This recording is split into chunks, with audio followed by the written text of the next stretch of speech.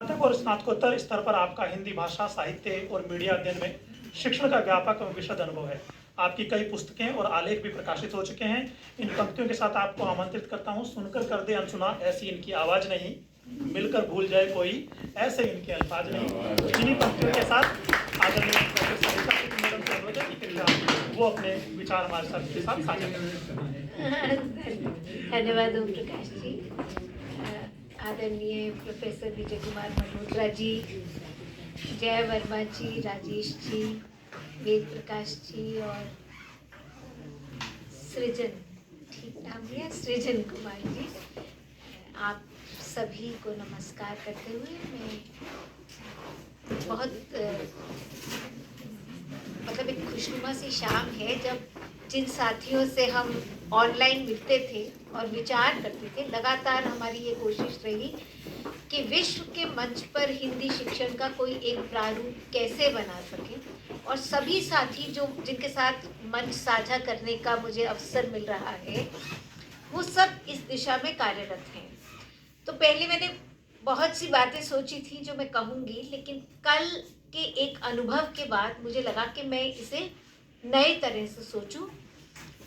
किसी ने मुझसे पूछा कि अच्छा, आप विदेशों में हिंदी शिक्षण के बारे में बात करने वाली हैं मैम, तो क्या आपने कभी आईसीसीआर की चेयर पे बाहर जाकर पढ़ाया है?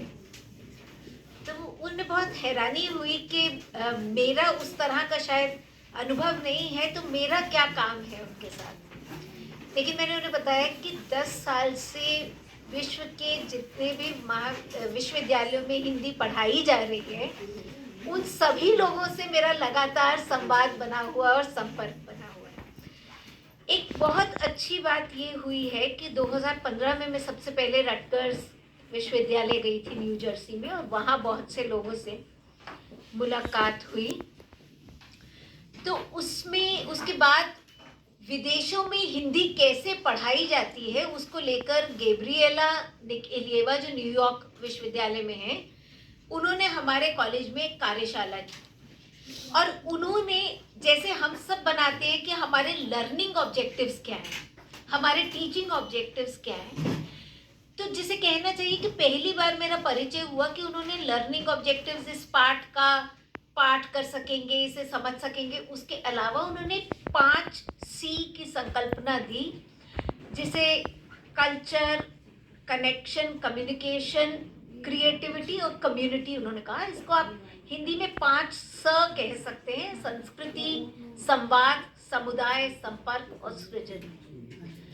तो सवाल ये नहीं है कि आप ईदगाह कहानी पढ़ाएंगे या हार की जीत कहानी पढ़ाएंगे, सवाल ये है कि आप उम्मीद की कौन सी कहानी पढ़ाएंगे। तो इसीलिए शायद विदेशों में कोई एक निश्चित टेक्स्ट का पाठ्यक्रम नहीं होता है।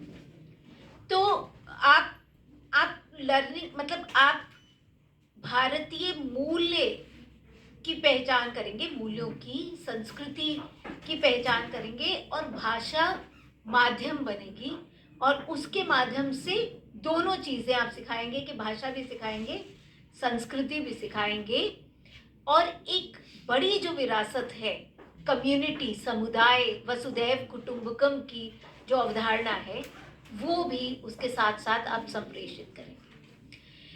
इसके बाद मुझे दूसरा अवसर मिला कोविड के दौरान, जब वातायन के अंतर्गत दिव्या माथुर जी ने कहा कि हमारे बहुत से साथी हैं जो बहुत से कवियों और लेखकों को अच्छी तरह थोड़ा जानना चाहते हैं, तो क्या आप ऐसा कर सकती हैं कि उन कवि लेखकों पर कोई सीरीज चला दें। तो हमने ये तय किया कि हर 6 हफ्ते बाद हम कोई एक लेखक लेते थे और उन पर हम संवाद करते थे, मतलब उनकी रचनाएं भी उसमें शामिल करते थे, 2-3 छोटी छोटी रचनाओं का पाठ, उस पर समीक्षा और उनसे जुड़े हुए जो प्रश्न हैं, मतलब 1.5 घंटे के कार्यक्रम में एक रुचि उत्पन्न कर सकें। फिर इसको हम थोड़ा आगे ले गए। प्रिंसटन यूनिवर्सिटी में जो साउथ एशियन स्टडीज़ की अध्यक्ष हैं विभाग की, प्रोफेसर फौजिया फारूकी, उनसे हमने संपर्क स्थापित किया और हमने ये उन्हें सुझाव दिया कि विमेन्स राइटिंग का एक कोर्स बनाते हैं भारतीय भाषाओं की, केवल हिंदी की नहीं। हमने भारतीय भाषाओं से 10 रचनाकार चुनी जो अलग अलग समय की थी, और उनका मतलब वो उसमें अक्कमहादेवी भी थी और अनामिका भी थी, अमृता प्रीतम भी थी, और तेलुगु की मुदुपलानी भी थी। तो हमने बिल्कुल एक अलग पर्सपेक्टिव से 10 महिला रचनाकारों को लिया, और वो ऑनलाइन लेक्चर्स जो थे अंग्रेजी में होते थे। वो पाठ्यक्रम हिंदी का नहीं था, लेकिन हमने उसमें भारतीय साहित्य पढ़ाया। ऐसे ड्यूक यूनिवर्सिटी में लिटरेचर ऑफ द मार्जिनलाइज्ड करके हमने फिर एक श्रृंखला चलाई, और फिर मुझे ड्यूक जाके भाषा की कुछ कक्षाएं लेने का और लिटरेचर का मुझे बहुत खुशी है कि मेरा प्रयास जो भी है, चाहे एक बूंद बराबर हो, लेकिन उसके परिणाम स्वरूप भारतीय भाषाओं का एक पाठ्यक्रम प्रिंसटन में भी इस समय चल रहा है, साहित्य का, और ड्यूक में भी चल रहा है। और ये हिंदी के विद्यार्थियों के लिए नहीं है, पूरी यूनिवर्सिटी के कोई भी विद्यार्थी, जैसे हमारे यहाँ जीईसी सब्जेक्ट होते हैं, जनरल इलेक्टिव्स होते हैं, और ड्यूक में इस समय जो भारतीय साहित्य पर कोर्स चल रहा है उसमें वेटिंग है, मतलब इतनी संख्या हो चुकी है विद्यार्थियों की, 29 से ज़्यादा, तो 25 के बाद एक और सेक्शन बन जाता है, और उसके परिणाम स्वरूप हुआ ये है कि उस विभाग में एक नई नियुक्ति हुई है इस साल। तो मेरी कोशिश ये है कि जो भी द्विभाषी होने का मुझे थोड़ा लाभ है, हिंदी अंग्रेजी पर थोड़ी समान पकड़ होने से हम अंग्रेजी से हिंदी में अनुवाद कर लेते हैं और हिंदी से अंग्रेजी में कर लेते हैं। तो मैंने बहुत मतलब भारतीय रचनाकारों का हिंदी से, जैसे सुषम बेदी जी का अभी अंग्रेजी में अनुवाद किया, तो हमारा साहित्य पूरी दुनिया तक पहुँचे। अभी बहुत लंबी चर्चा हमने हांगकांग के बारे में की, दक्षिण कोरिया से। तो जब भी किसी रचनाकार को सम्मानित किया जाता है वो पूरे देश का सम्मान होता है, और वो किसी भी भाषा के हों, हमारी पूरी संस्कृति का सम्मान होता है।